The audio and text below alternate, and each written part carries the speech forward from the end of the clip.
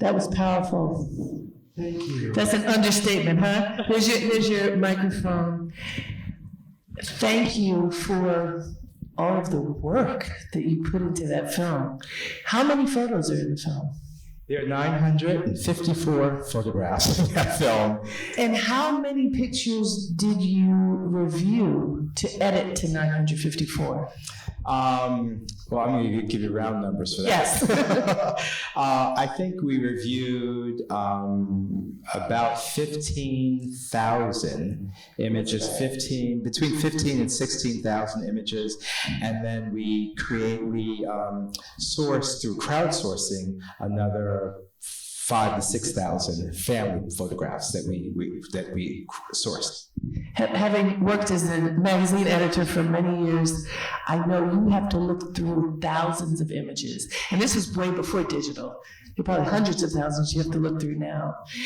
I just want to name some of the artists who were featured, because there's an incredible group of artists, and you may not know all of them. Many of you may not have heard of them, but everyone featured is prominent in a very significant way. So Deborah Willis, whose book obviously this was based upon, now runs the photography school at NYU, correct? Yes, digital imaging at NYU, and she's also a photographer and a scholar with, I think, now it might be over 50 books. Yes. To her credit, that pioneering books. Yeah, she's amazing and important in gathering up the photography and photographers and helping to create the legacy for next. Working at NYU to help folks learn how to take pictures and learn how to cultivate an eye. And also exhibitions, creating exhibitions across the globe. Yes. Robert Sengstack, what's his publication? Robert Sengstack worked with the Chicago Defender. That's right. He died after this film was made, but he was known locally and within the field, but not as widely as he should be known, because his images are iconic, and I think they're known more widely than he is actually. And the Chicago Defender is was during the time that African American newspapers were everything in the Black community, the Chicago Defender was one of the most prominent newspapers. Exactly. The Afro American in Baltimore and Washington. Pittsburgh Courier. Baltimore Sun, I believe. Well, Baltimore Sun is the mainstream paper. It's the Afro American that is the. Oh, okay. Yes. Right. The African. I'm from Baltimore. Ernest Withers. There's actually a film that's being made about him, a new book out about Ernest Withers, who he photographed a lot on Beale Street in Memphis. He was a former police officer, so he was able to be embedded in certain places in the South and access material and context or situations to take amazing images of the civil rights movement. Carrie Mae Weems, whom we saw throughout the film, she was at the very end, the woman, fair-skinned woman with curly hair. Tell us about her. Carrie Mae Weems is recent MacArthur Award winner, as is Deborah Willis, has been making photographs for 4 decades. Just an amazing photographer, has studied folklore in addition to photography. So a lot of her work really encompasses or incorporates history, and also has a sense of humor that you access through folklore. And one of her most famous bodies of work is around her kitchen table over years. So the kitchen table, probably in many households, is important, very important in the African American community. And she has these studies of who's sitting at the table with her, what they're discussing. It's all photography. So there are images that capture the importance of community around the kitchen table. Ming Smith. Ming Smith is a Harlem-based photographer, a woman who is she's one of the few women that was in the Kamongi workshop, which is a workshop of African-American photographers that began in the late 60s as part of the Black Arts movement, and also published or helped to, a lot of their work was, they published, there's a new book by Kamongi photographers that everyone should really look at online and purchase. And there was a big show that corresponded with that book. Ming is an amazing abstract photographer. Her work has been collected by the Museum of Modern Art, a number of different institutions. She draws and does collage work.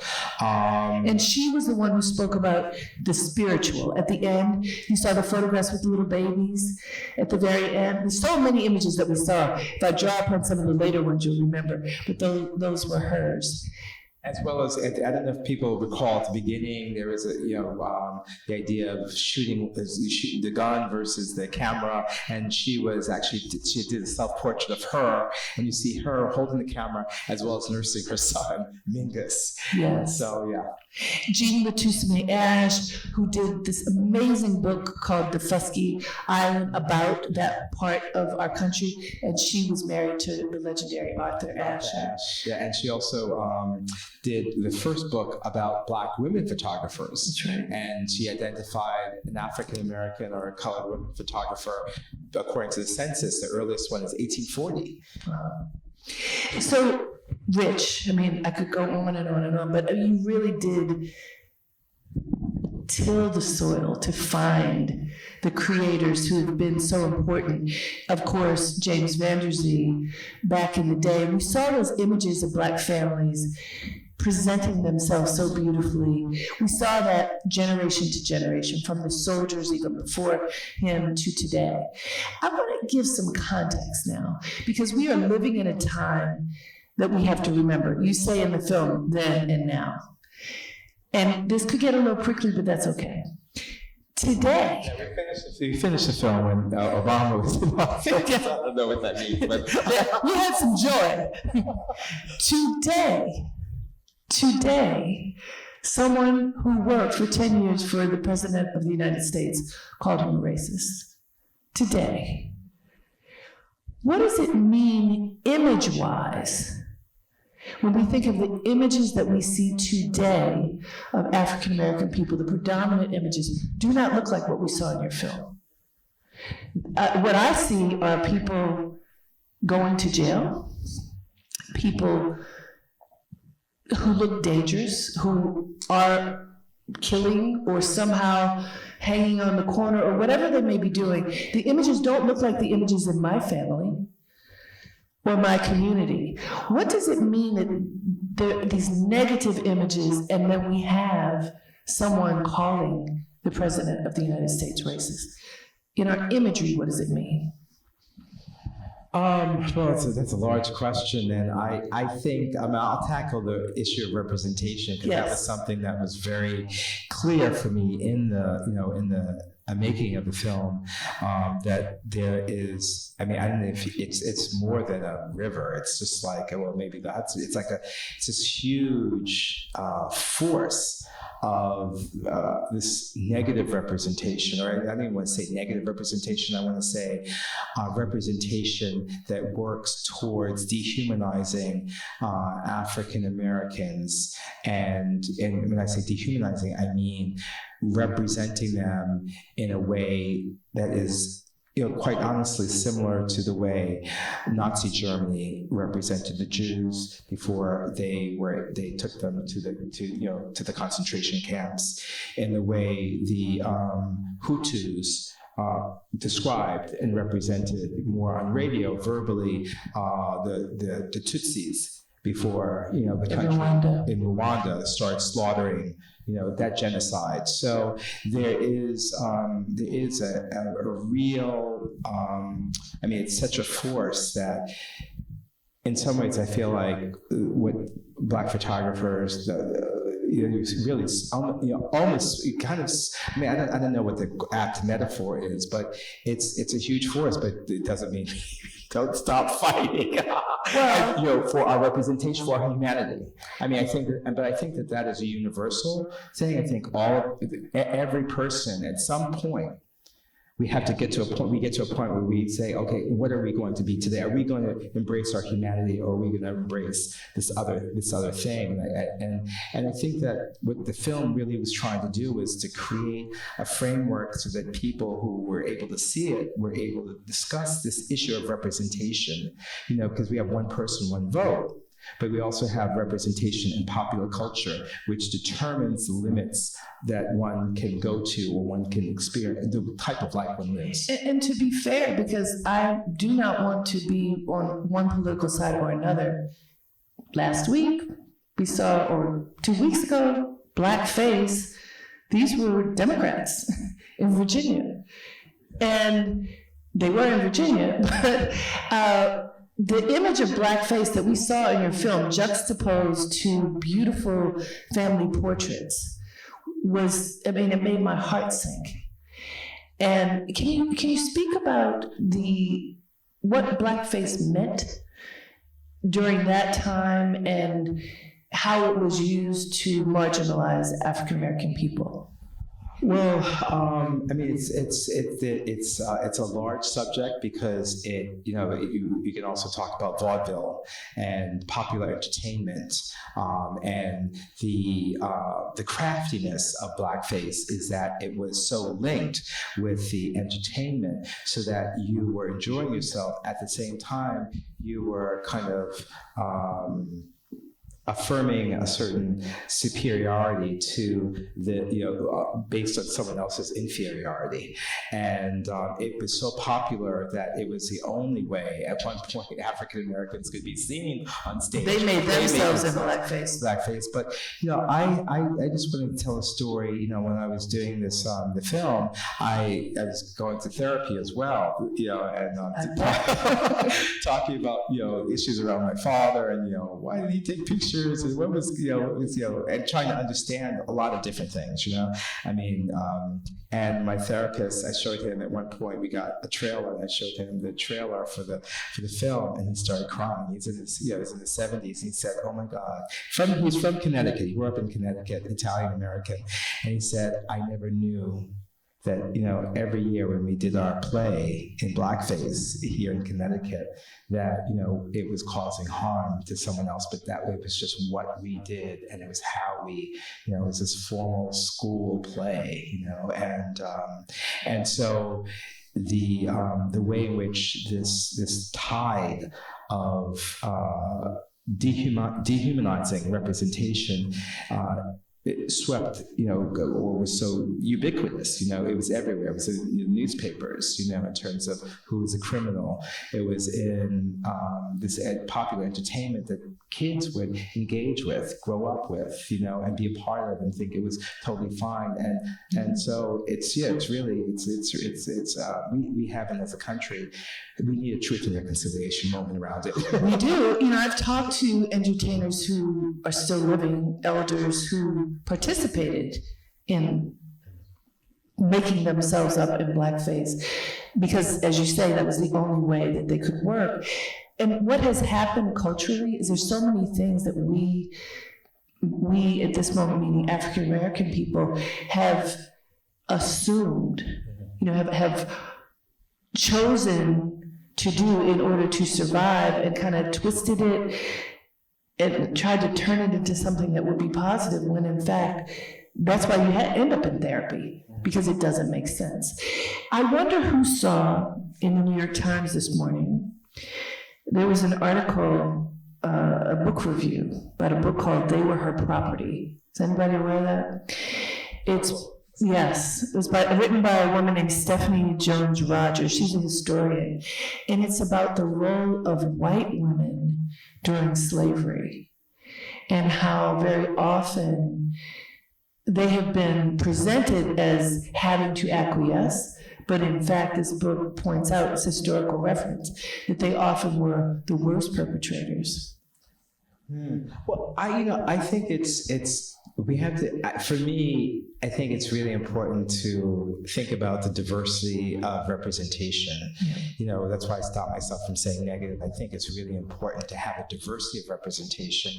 And I'm reading David Blight's book on Frederick Douglass, and Frederick Douglass, actually talks about the ways in which he began to read was through some of the white women who were married to the masters, and then there has been also discussion around the way in which slavery has, was really, at its core, it's patriarchal. You had this slave master who had, quote unquote, white wife, and had, concubinage all throughout the entire, his entire land with his kids running around, the black kids and the white kids. And so, what does that do to, a woman who is, in terms of her power, in terms of her respect? And I think that the issue of slavery is so complex and so toxic and so painful.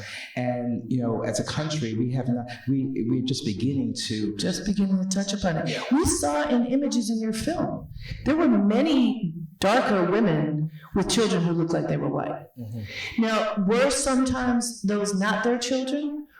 Wait, I'm asking. Yes, sometimes they were their children, sometimes they were not. Right.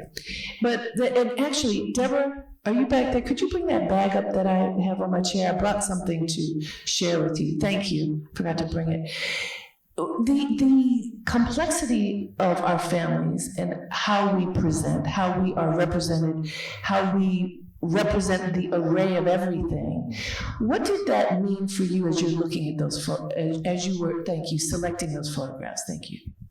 I wanted to, what was interesting is that, when people take pictures, the way in which we take pictures today, particularly for young people, they're, under 30, it's so vastly different than taking images in the 1800s, the 19th century, because then it was so rare. Even before the 1950s, it was rare. I mean, some people had only 2 or 3 images of themselves. That's right. And so when people took pictures, it was an occasion. It was a moment. It was an investment. It was expensive. Exactly. And it's still expensive. So I had one person say to me, or write maybe on Amazon or something, there were only middle-class people in your film, and because everyone looked so, nice. And I was like, they wore their best to show up. Sunday best. That's Sunday best. And it's very different than, let's say, like the WPA, the Fed Farm Administration Act, going and taking pictures of people at work on their farms, as opposed to them saying, well, this is what I want to be presented. I'm going to wear my Sunday best, take this picture so I could send it to cousin so-and-so, across the country, up north or down south or whatever. So I think that this issue of it's aspirational, yes. And who's to say who gets to have dignity and who doesn't, yes. regardless of class. And you showed in the film people who had been enslaved who became lawmakers. And that was that wonderful photo of about 7 men looking very distinguished, and they had been enslaved people. So I have a story for you, and I have to show you something. My name is Harriette. This is a very old-fashioned name. My first and middle are Harriette Ann. You can imagine as a kid, I'm like, really, Mommy? So there was a commercial when I was in elementary school that said, you may remember this, Harriette, the Ajax cleanser shakes out white, turns blue. This was when we had only a few commercials. That was one of the most popular. And children chanted this at me as I was mounting the steps to my elementary school. And I was mortified. I was very shy at the time. Oh, they're talking about me. They're, calling me the cleaner, which means things, especially for us. My grandmother was a domestic worker until she was 93. She lived to be 101. And when I came home still upset, my mother said, what's wrong with you? And my mother used to be very sweet. And she wasn't sweet in that moment. She said, let me sit you down and tell you about your name. And she said to me, first of all, your name for your father. My father was Harriette Cole. I'm from Baltimore. He was the first Black state senator in Maryland, and later the first Black judge on the Maryland Court of Appeals. So she's like, excuse me? Harry's okay. She said, but also, You are named for your great-great-grandmother on my side. Her name was Harriette Ann, spelled like me. There's T-T-E at the end. And she said she was an enslaved woman who became free before the end of slavery, who saved her money. And she's from Calvert County, Maryland, which is where Frederick Douglass and Harriet Tubman, that area where they were from.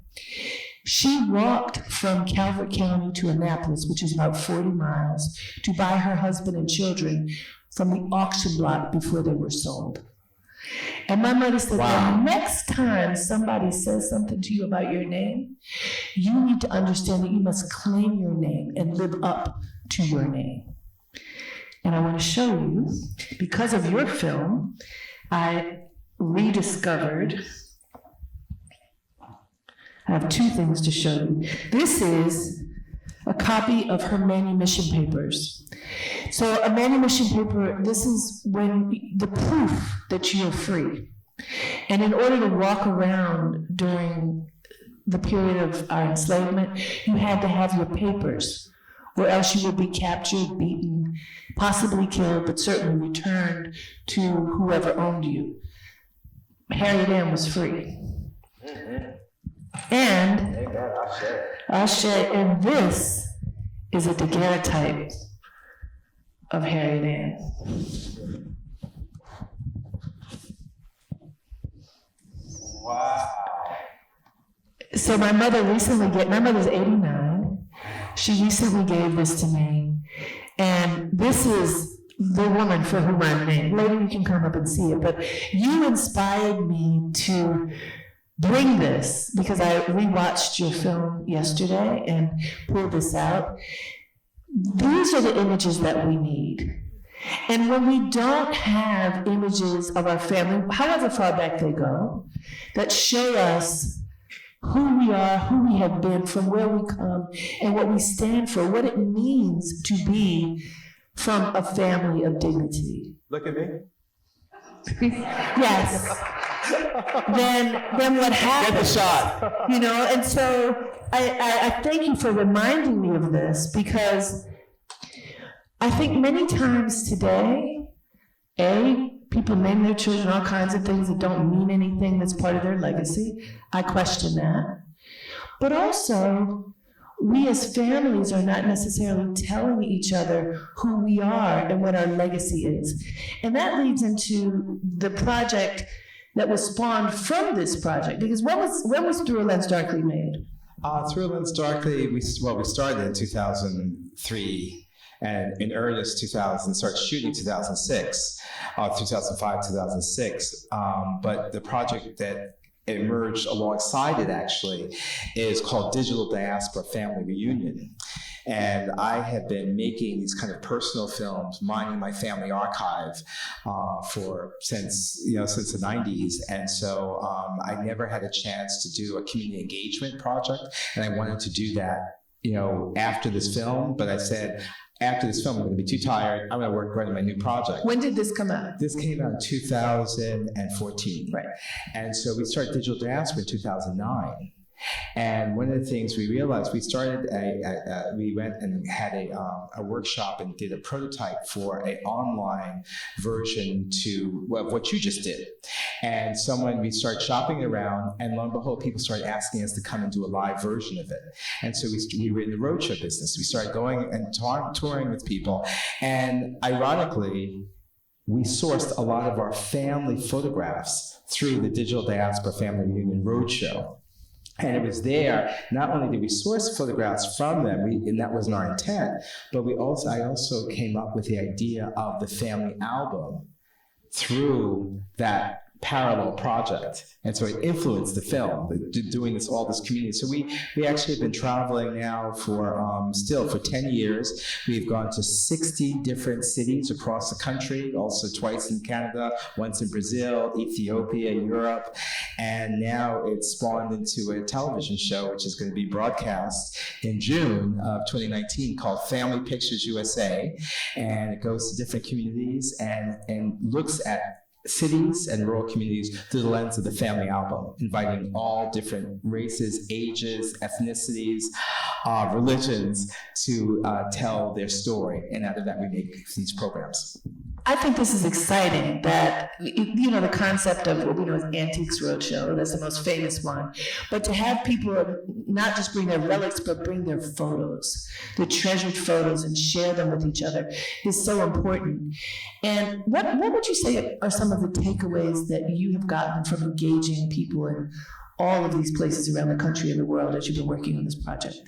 People want to tell their stories. They want to tell the story, like the story that you just told. I mean, it was a story that connected with a pivotal moment of your identity, you know, in terms of who is Harriette, Yes. you know, and the idea that I don't have to reference, you know, these anonymous people out there, you know, but instead I can reference my ancestors and the stories within my family that can build me up, you know. And a lot of people, you know, we talk about education, you know, a lot of our kids, you know, don't have an awareness of where they come from and, you know, how they got there, and Yes. the power that a grandmother might have you know, had in saying, I'm going to move from here to there, or I'm going to, you know, save money and send you to this, you know, school, or the sacrifices that came before to help us get to where we are. And so, you know, even, I mean, if we knew those stories, they would give us so much strength, as your story about Harry and Harriet. It changed everything for me. First of all, my mother putting on the I made me know I had done something wrong, and it made me pay attention. This was long ago. As we're talking, if you have questions, we'd like to ask you to come forward because it's dark in here and we'd like to see you. If you have questions, please come forward. Come forward and we'll give you a microphone. If you'd say your name and share your question, that would be great. Hello, my name is Ian. Nice to meet you, first of all. That was really good filming, man. Thank you. And your name again? My name is Ian. Ian. Hi, Ian. So, there's been a recent wave of new black directors, such as Barry Jenkins and Boots Riley, you know, films like Sorry to Bother You, Moonlight, Beale Street Could Talk. Have those films inspired your work as of lately, and what do you think of them? Yeah, I'm so happy that they exist, and they are totally inspirational in terms of these filmmakers who are really pushing the form. You know, Boots Riley, and in terms of, you know, just moving into the space of the fantastical, and also Moonlight in terms of, you know, a straight African American male making a film about male intimacy and sexual awakening and bullying, and also dealing with the ideas around structure, how a film structure is. So I feel like they are inspiring. I'm hoping that they get to build their power within the industry so that more films like this can be made. Thank you very much. And the fact that If Beale Street Could Talk was made is so important. This is a James Baldwin book. He's one of the most iconic American writers, and he is an African-American writer.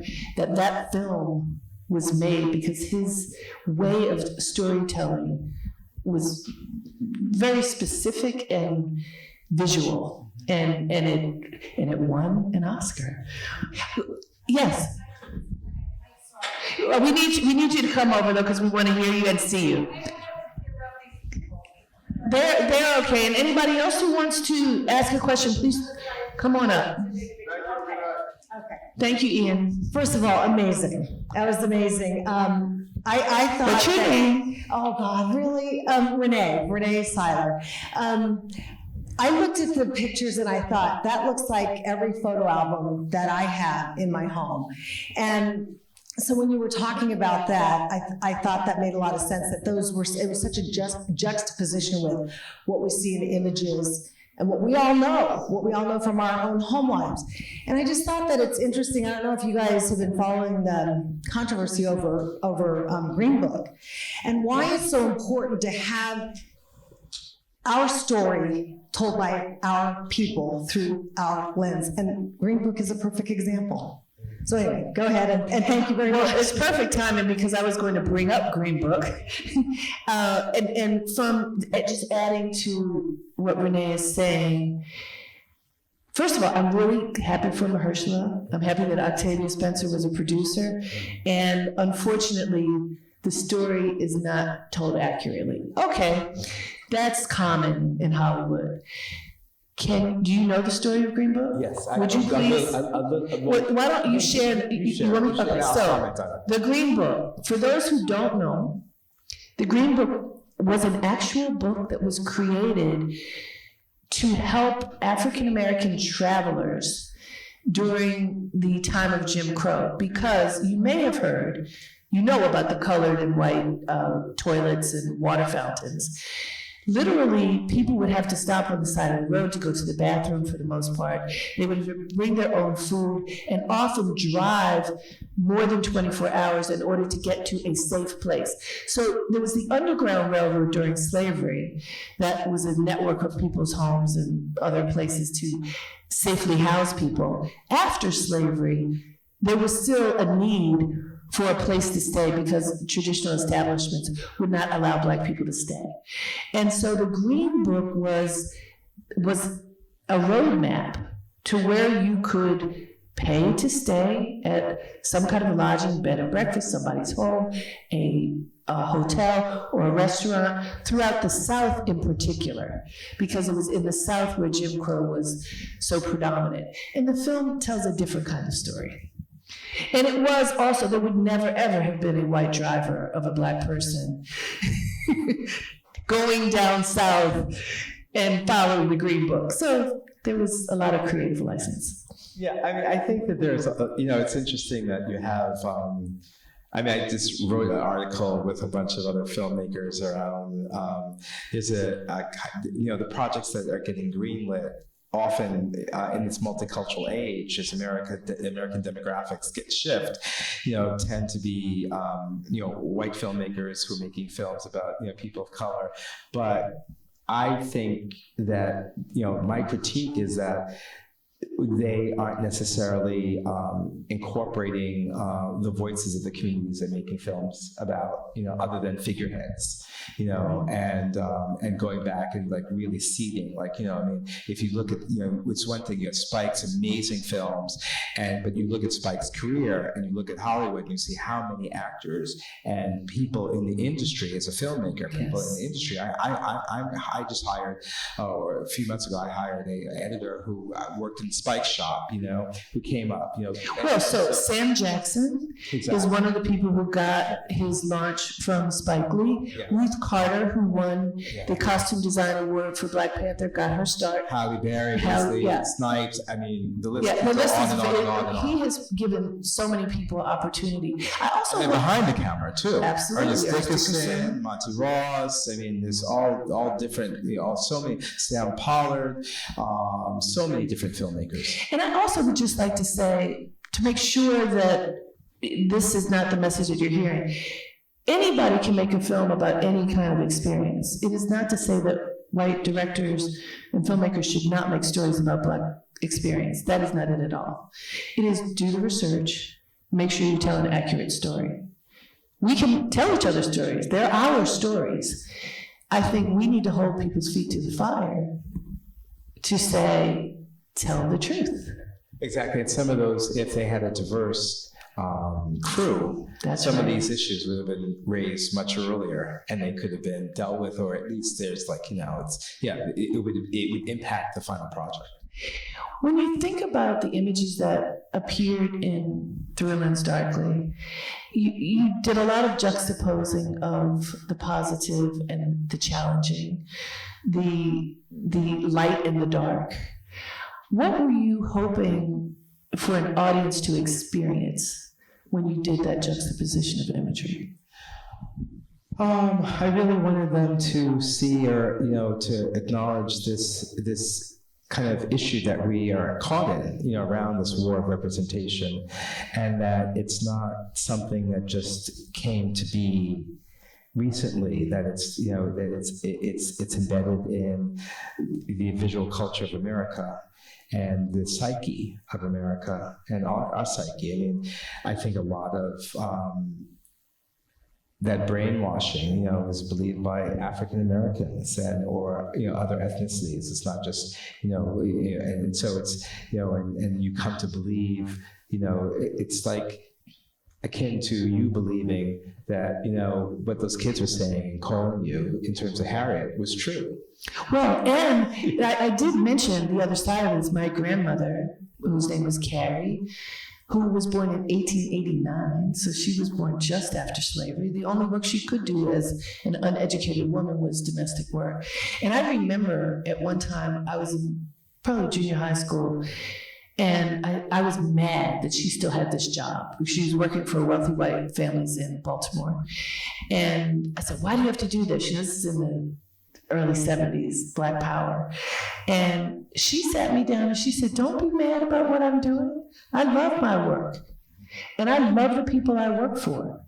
And when it comes time for you to work, you need to love what you do, and everyone with whom you work, because that's how you make a great life. And I thought that was so powerful. And my grandmother, by the way, was a white-skinned Black woman with blue eyes. My mother is a light-skinned Black woman. Her brother was a white-skinned Black man who was a civil rights attorney who always had to go around proving that he was Black. It was fascinating. One story, in Baltimore when they were little, my grandmother and her two children were in the store buying something. My uncle was older, so let's say he was 8. My mother was 4. They're at the front desk about to make a purchase when my mother scurries up, and my mother had a blush of color in her skin. And they said, oh no. And they would not allow the purchase to be made because they were in a store where only white people are supposed to shop.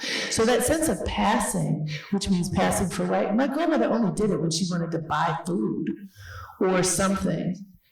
But the blush of color meant that you were stained.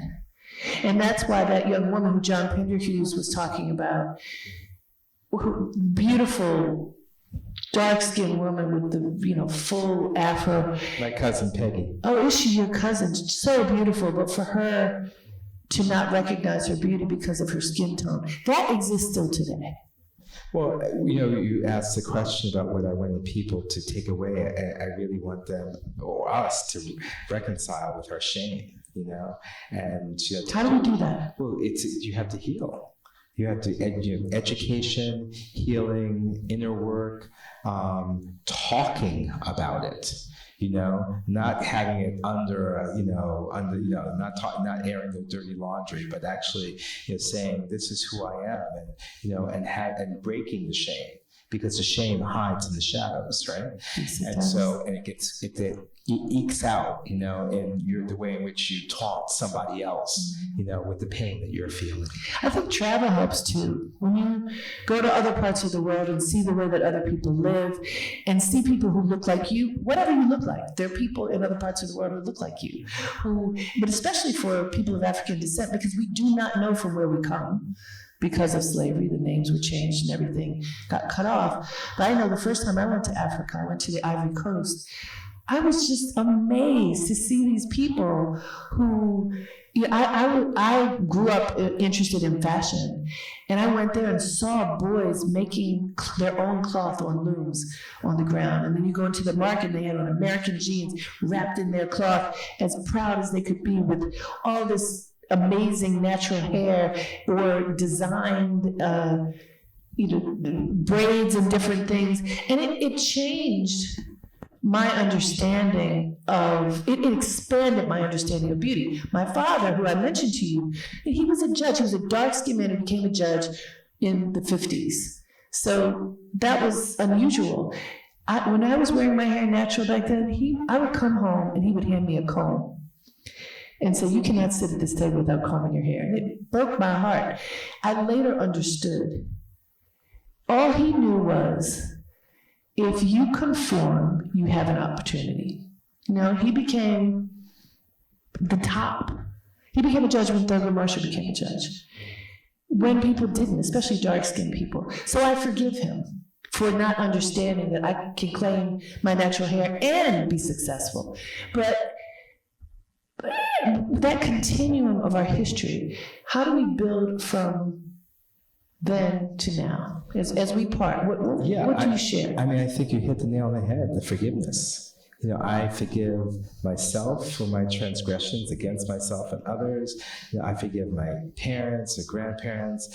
You know, I mean, when I started the film, initially I was like, oh my God, look at all these images. I'm so angry. Let me just, you know, use this anger to let these people know what they did. And I said, actually, no, this film is actually for young, the new generation, you know, who, you know, and what can I give them? You know, if I give them my anger, you know, that's just like whatever, you know, but if I give them a way to, you know, maybe not have to reinvent the wheel, but they could actually learn from what came before and have this very personal experience through this film and through these images. You know, an image is worth 1,000 words. So we have 940 images in there. So if I could do a download image, just a download, you know, around this kind of, you know, in a way, you know, my stepdad is from South Africa, so I was aware of the Truth and Reconciliation, which we've never had an opportunity to do in this country. If this film could begin